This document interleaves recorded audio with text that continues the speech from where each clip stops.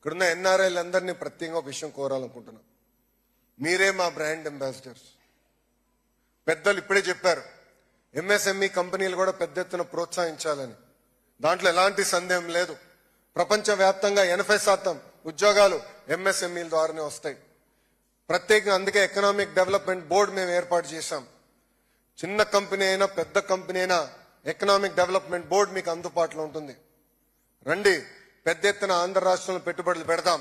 మీకు అండగా నిలబడే బాధ్యత కూటమి ప్రభుత్వం తీసుకుంటుందని ఈ సభాముఖంగా మీ అందరు తెలుపుతున్నాం.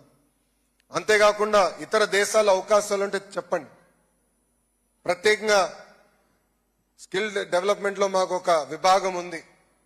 మన పిల్లలకి చదువుతో పాటు లైఫ్ స్కిల్స్ కూడా ఇచ్చి ఇతర దేశాల అవకాశాలు ఎక్కడెక్కడ ఉన్నాయో చూసి లాంగ్వేజ్ అవసరమైతే కూడా ఇంటర్వెన్షన్ చేసి వాళ్ళని ప్లేస్మెంట్ కూడా చేయాలని బాధ్యత గౌరవ ముఖ్యమంత్రి గారు నాకు ఇచ్చారు.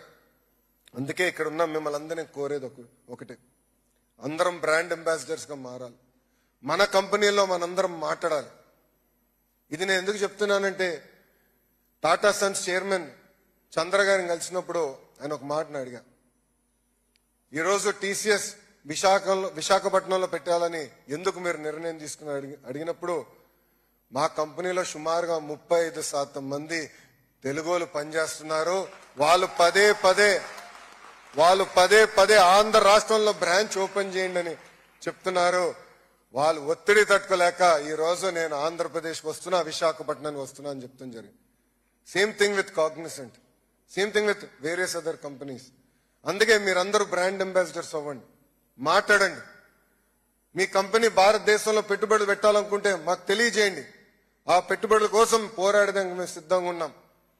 మీరు చూస్తే మేము అందరూ ఒక యంగ్ టీం ఉన్నాం. ఈరోజు 50% ఫస్ట్ టైం ఎమ్మెల్యేస్ ఉన్నారు. దాంట్లో చాలా మంది ఎన్ఆర్ఐస్ కూడా ఉన్నారు. 17 మంది 25లో 17 మంది మంత్రులు ఫస్ట్ టైం మంత్రులు కూడా ఉన్నారు. చేయాలని తప్పంతో మేము అందరం ఉన్నాం. మీరు కానీ మాకు చేయూత ఇస్తే ఆంధ్ర రాష్ట్రాన్ని నంబర్ 1 చేసే బాధ్యత మేము తీసుకుంటామని ఈ సభాముఖం మీ అందరు తెలుపుకుంటూ